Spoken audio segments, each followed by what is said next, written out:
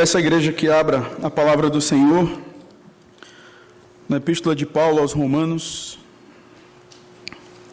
capítulo 12, onde nós iremos, nesta noite, ler e meditar no versículo 12.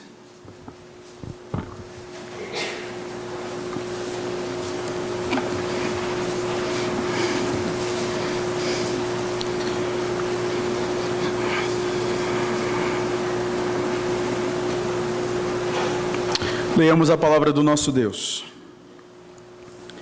Regozijai-vos na esperança, sede pacientes na tribulação, na oração perseverantes.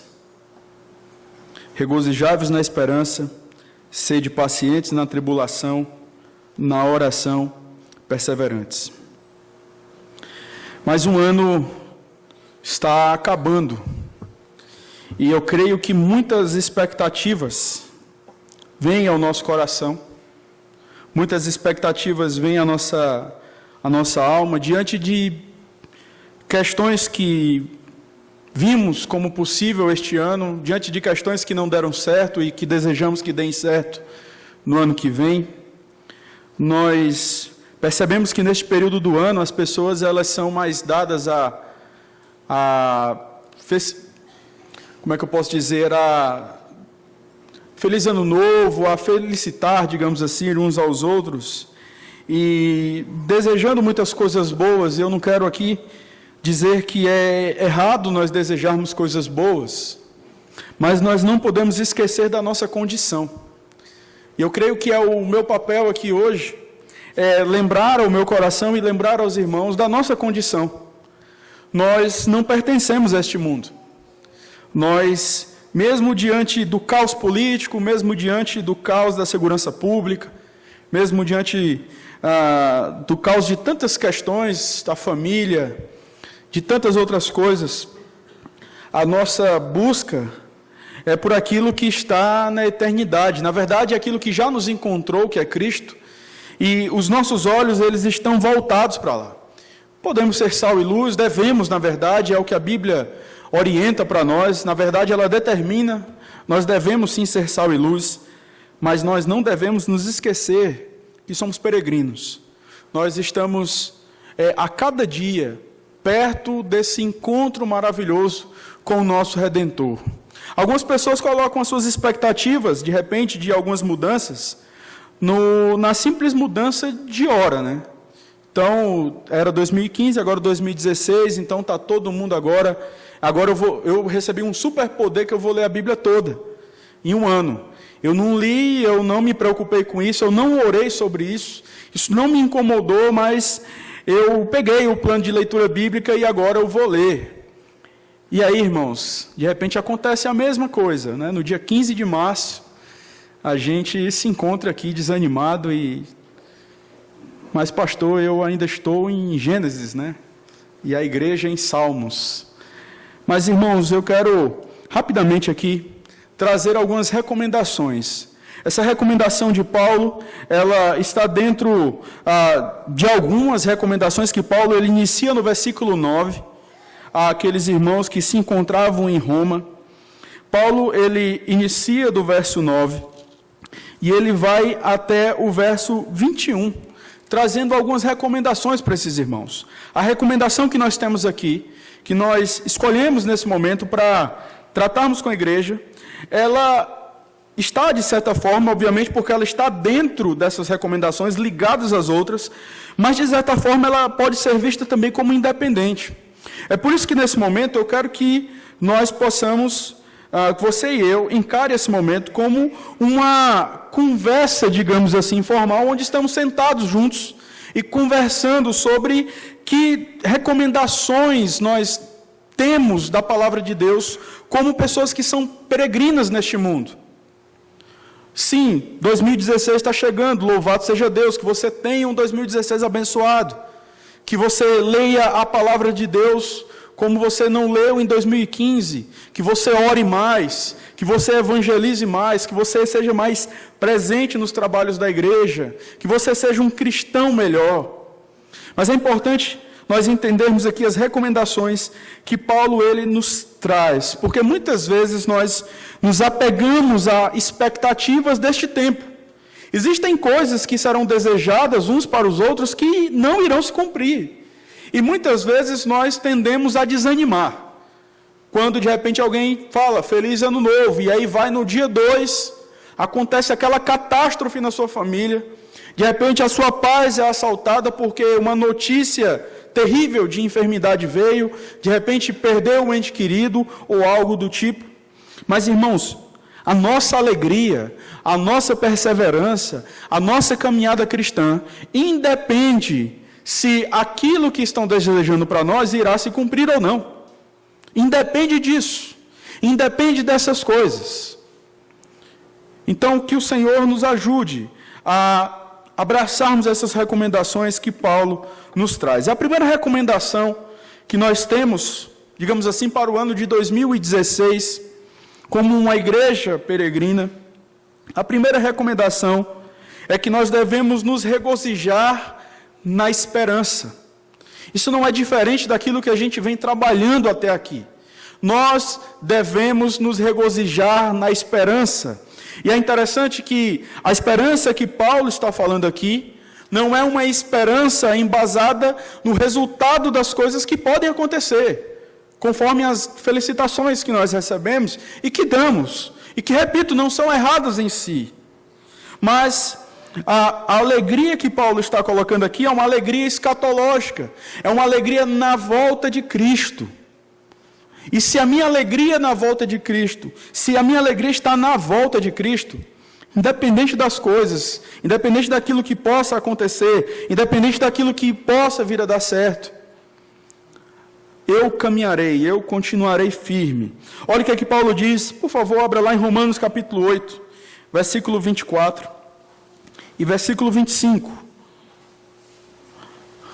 parece que há um interesse de Paulo de fazer com que aqueles irmãos não se limitem apenas às bênçãos temporais.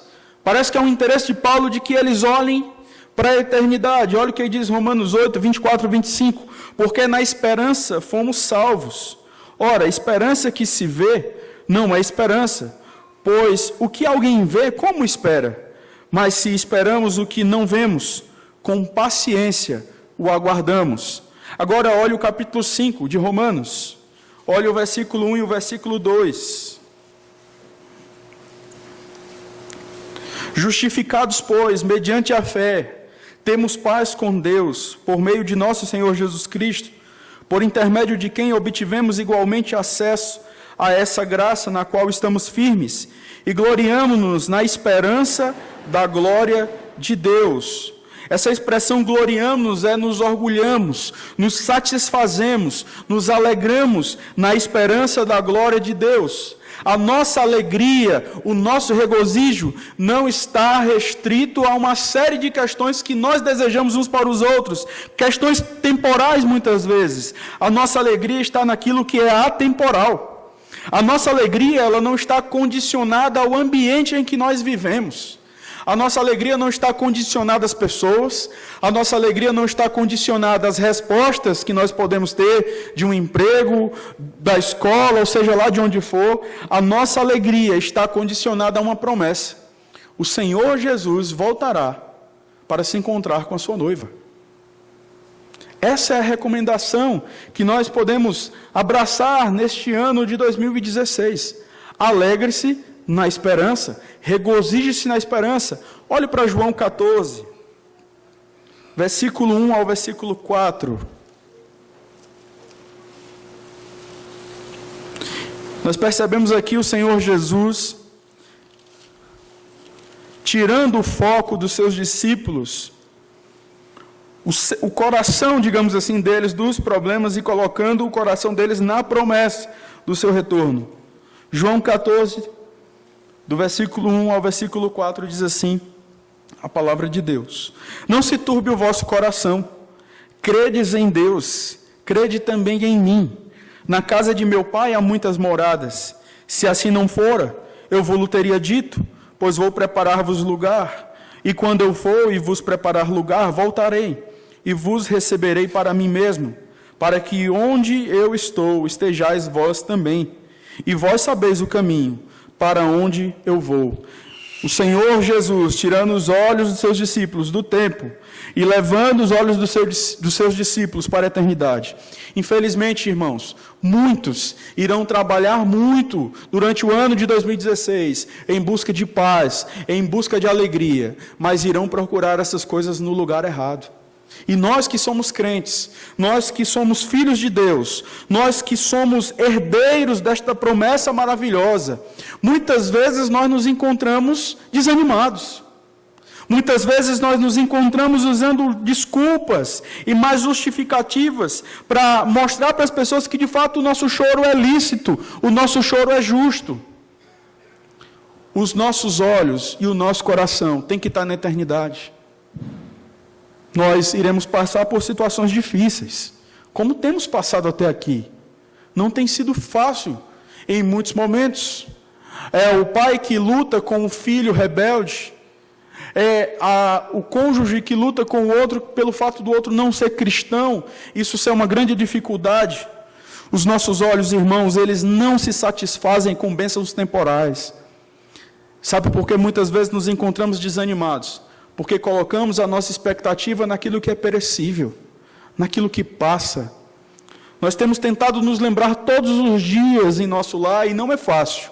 Filho é bênção do Senhor, estamos extremamente felizes, mas filho, assim como qualquer outra coisa que o Senhor nos dá, é um instrumento para que a gente possa glorificar o nome dEle. Não é o fim. Mas muitas vezes a nossa tendência é nos encantarmos com as bênçãos de Deus e nos esquecermos dele. E por isso desanimamos. Colocamos as nossas expectativas nas pessoas e desanimamos. Colocamos as nossas expectativas numa programação e desanimamos. A nossa alegria, ela tem que estar na promessa. O Senhor Jesus voltará. Isso deve alegrar o nosso coração. Quando nós desejarmos feliz ano novo uns para os outros, que nós possamos desejar que o irmão se alegre sobremaneira no fato de que Cristo está voltando, no fato de que Cristo voltará, e certamente isso irá mudar a vida do irmão. Nós não experimentaremos a ira de Deus, nós não passaremos por aquele julgamento onde os ímpios irão passar ali. Tudo aquilo que diz respeito a nós foi satisfeito em Cristo. Nós não temos medo da morte, nós não temos medo daquilo que 2016 possa trazer para nós. A nossa esperança não está pautada na política, na segurança, no discurso de governantes. A nossa esperança é Cristo. E é isso que deve alegrar o nosso coração e nos motivar a acordarmos todos os dias. Essa esperança, ela não está baseada na possibilidade. Essa esperança está baseada numa certeza. Algumas pessoas prometem e nós esperamos. E pode ser que essas promessas não deem certo. Mas a promessa do nosso Deus, aquele que é fiel, é certa. Nós não esperamos uma possibilidade, nós esperamos uma certeza. E é por isso que o nosso coração pode se alegrar, independente do caos que se instaure ao nosso redor. É fácil? Não é. Mas por que nos esquecemos disso? Porque os nossos olhos e a nossa mente não estão lá no alto, onde Cristo vive, conforme Paulo fala lá em Colossenses, capítulo 3. O que esperar de 2016? Sinceramente, eu espero no Redentor. Nós devemos esperar nele.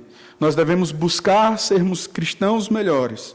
Nós devemos buscar que essa alegria, de fato, inunde o nosso coração. E Deus, que é Senhor da história, irá conduzir todas as coisas. Se Deus quiser instaurar o caos na nossa vida, Ele vai instaurar, porque Ele é soberano.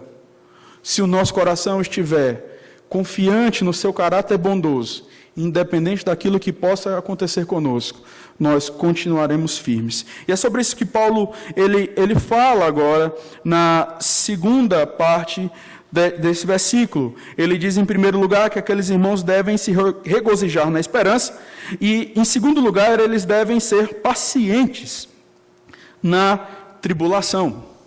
A carta de Romanos, ela foi escrita por volta do ano 50, entre 50 e 57, e havia um imperador naqueles dias, muito cruel, chamado Nero, alguns historiadores, como Justo Gonzalez, por exemplo, diz que foi um dos mais cruéis da história da igreja. Ele assolava a igreja, perseguia a igreja. Justo Gonzalez diz que, em certo momento, ele mandou incendiar, de 14 vilas que haviam em Roma, ele mandou incendiar 10. E o interessante é que as 4 vilas eram habitadas por judeus e cristãos. E ele colocou a culpa nessas pessoas. E a igreja, então, experimentou uma das piores perseguições da sua história. Alguns cristãos foram colocados como tocha humana, alguns cristãos eram colocados em arenas para simplesmente alegrar o público, onde os leões devoravam, onde os elefantes pisoteavam aquelas pessoas, eram torturadas. Eles estavam passando um contexto de sofrimento, um contexto de tribulação, um contexto de perseguição. Paulo fala exatamente para essas pessoas: olha, se alegrem na esperança. De repente, se Paulo chegasse para a gente dando esse conselho, nós diríamos: mas Paulo, você não sabe o que eu estou passando. E muitas vezes a gente tende a fazer isso. Você fala isso porque não é com você. E a gente deixa de experimentar, digamos assim, de certa forma, a bênção de Deus nesse sentido do aconselhamento, porque nós sempre buscamos justificativas. Paulo escreve para uma igreja perseguida, e ele diz: olhem, se alegrem na esperança, e sejam pacientes na tribulação. E é isso, irmãos, que muitas vezes nós não gostamos de ouvir. Sermos pacientes. Mas espera aí, eu estou sofrendo. Eu quero uma solução para o meu problema.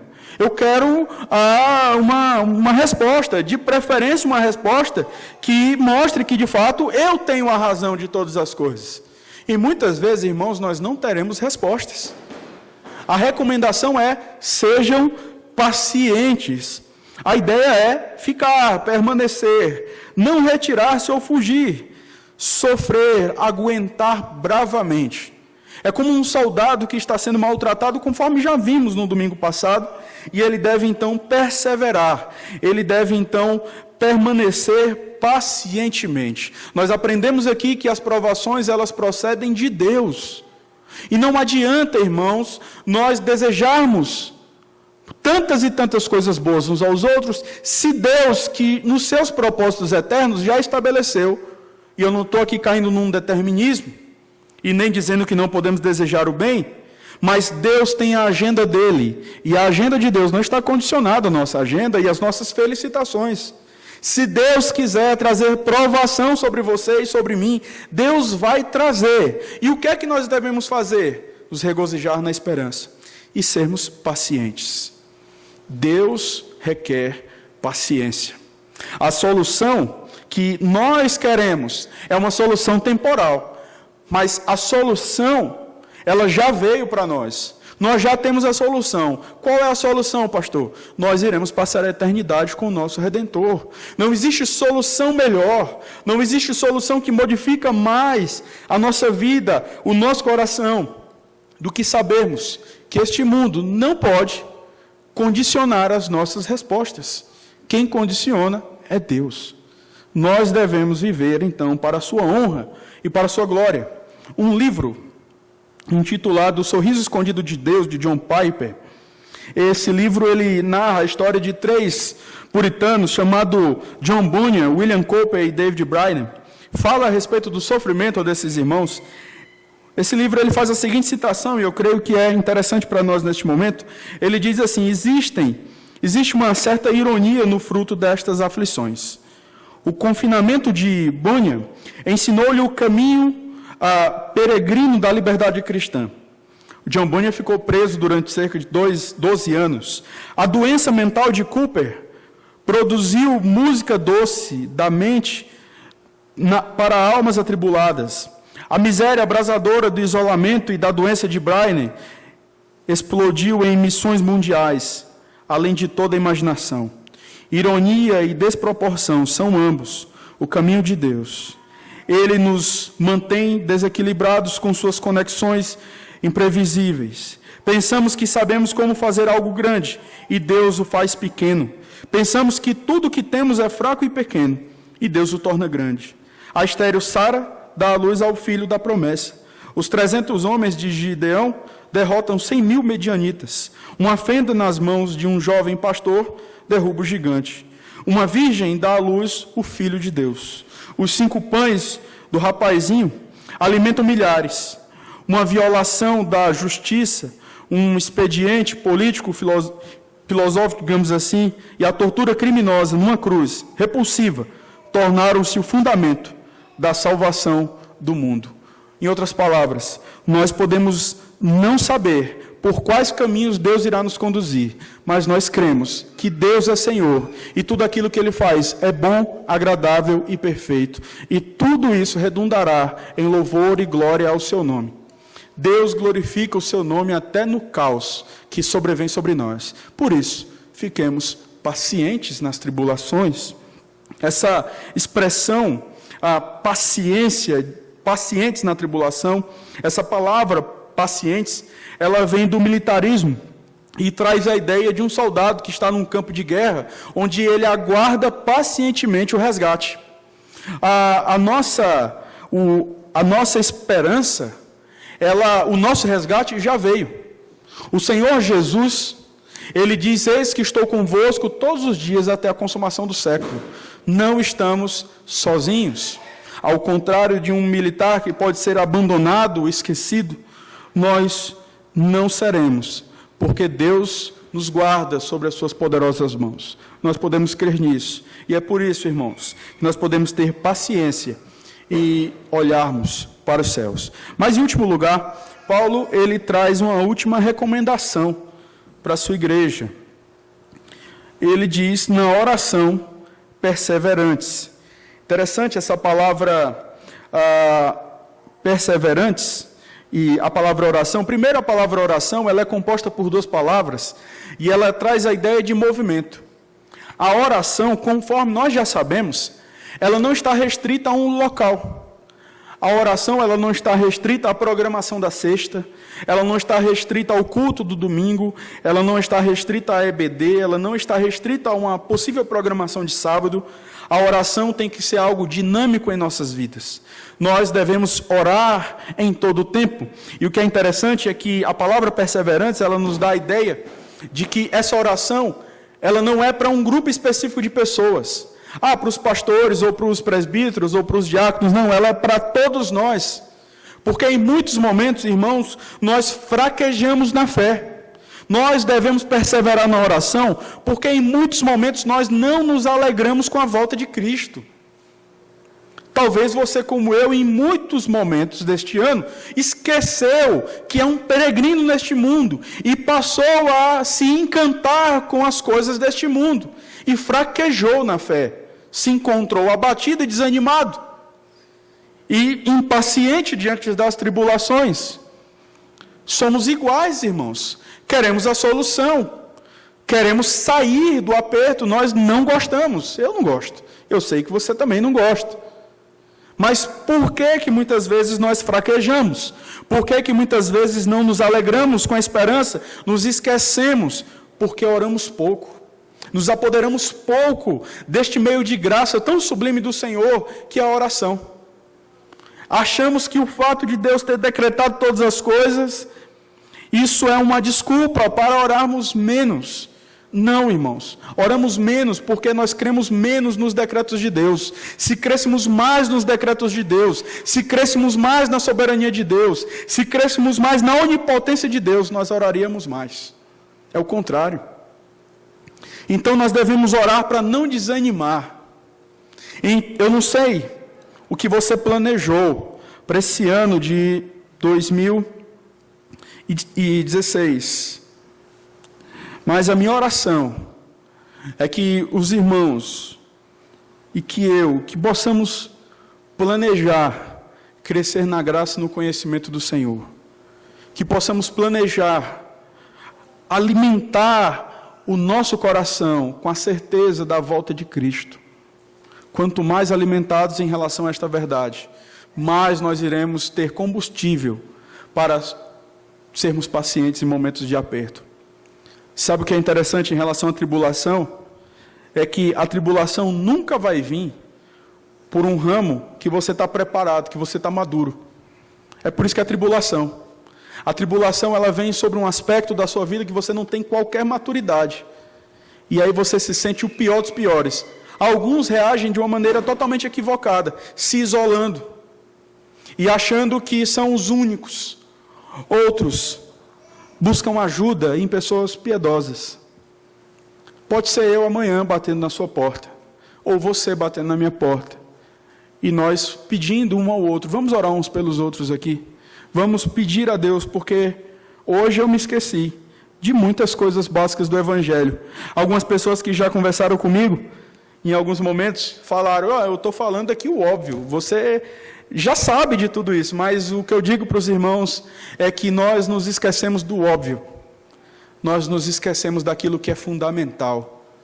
E as nossas reações aos momentos de dificuldade é porque nós nos esquecemos que Deus é soberano, ou não é? Irmãos, é o básico.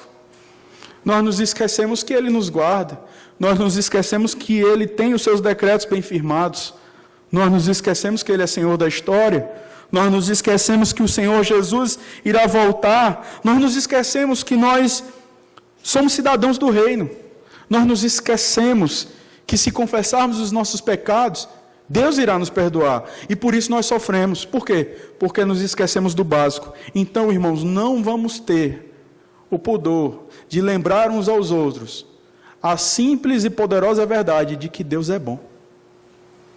Se um dia você me encontrar desanimado, diga para mim, fale isso para mim, ore comigo, lembre a mim, Deus é soberano, Deus é Senhor sobre a sua vida, pastor. Nós precisamos fazer isso. O grande ponto, e o que demonstra a nossa imaturidade, é que buscamos tantas coisas e nos esquecemos de viver o básico. Eu não estou falando de mediocridade, mas de demonstrarmos, de fato, a maturidade, irmãos, ela é temer a Cristo. O temor ao Senhor, obviamente, vem de um conhecimento da palavra de Deus. Mas o temor é a expressão, de fato, de uma vida de sabedoria, de uma vida madura. Porque quando nós tememos a Cristo, nós escolhemos as coisas a partir da glória dEle. A nossa vida, como falamos, como reagimos, como olhamos as coisas, como nos portamos, isso tem a ver com o nosso temor ao Senhor. E muitas vezes nós não tememos, nós nos esquecemos disso. Então a minha oração, nesse ano de 2016, é abraçar essas recomendações de Paulo, que nós possamos, irmãos, nos regozijar na esperança, que nós possamos ser pacientes na tribulação e na oração perseverantes. Vamos orar e pedir ao Senhor que aplique a sua palavra aos nossos corações.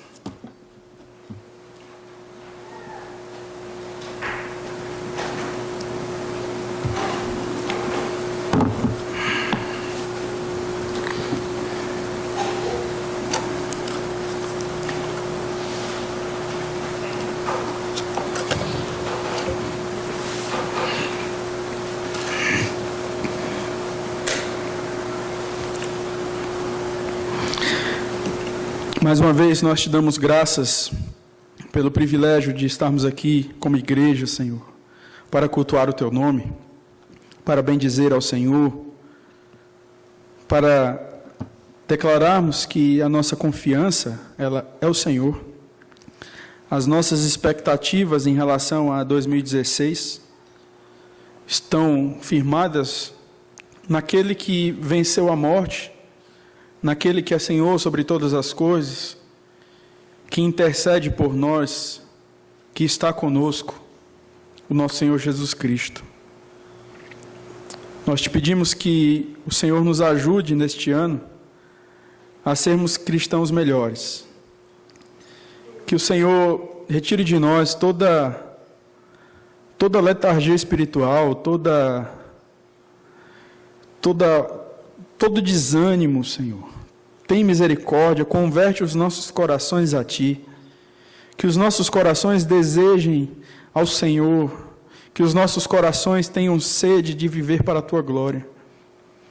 Nos ajuda, Senhor, porque tantas vezes, quando olhamos para as nossas vidas, nós percebemos que caminhamos radicalmente contra É exatamente isso que nós acabamos de dizer.